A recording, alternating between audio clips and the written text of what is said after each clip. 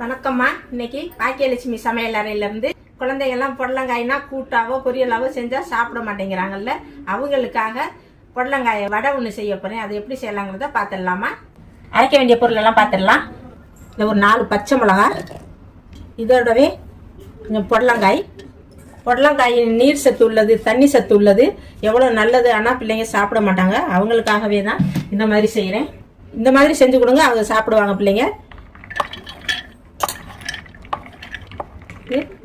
ஊற வச்சா கடலைப்பருப்பு போட்டிருக்கேன். இதோட கொஞ்சம் உப்பு, கொஞ்சம் மஞ்சத்தூள், சோம்பு போட்டுடலாம். சேர்த்து அரைச்சிட்டு வந்துடுறோமா. அரைச்சாச்சு. இந்த மாதிரி இருந்தால் நல்லாயிருக்கும். பாருங்கள், நமக்கு காய் போட்டிருக்கிறதாவே தெரியலை. மிக்சிங் பவுலில் போட்டுடலாம். ஊற வச்ச ஜவ்வரிசி சேர்த்துறேன். வெங்காயம், கொத்தமல்லி தழை, கருவேப்பிலை போட்டுக்கலாம். நல்லா பிசைஞ்சிடலாம். தண்ணி சத்து உள்ள காய்ங்கிறதுனால கொஞ்சம் தண்ணி ஆகுது. அதுக்கு நம்ம கொஞ்சம் அரிசி மாவு சேர்த்துடலாமா. இதை பிசைஞ்சு ரொம்ப நேரம் வைக்கக்கூடாது, டக்குன்னு தட்டிடணும் வடை. ஏன்னா இருக்க காயில் உப்பு போட்டதுனால தண்ணி விடும். அதனால சீக்கிரமே தட்டி எடுத்துருங்க. எண்ணெய் காஞ்சிருச்சு, வடை போட்டுடலாம்.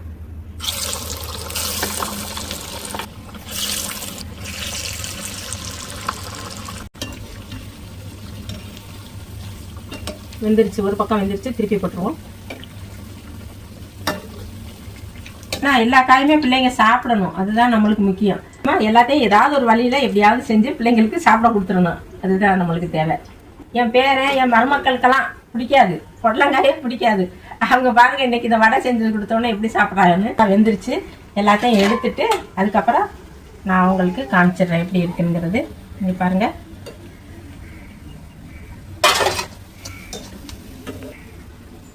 எல்லா வடையும் செஞ்சுட்டு பார்ப்போமா. எல்லா வடையும் செஞ்சு எடுத்துட்டேன்.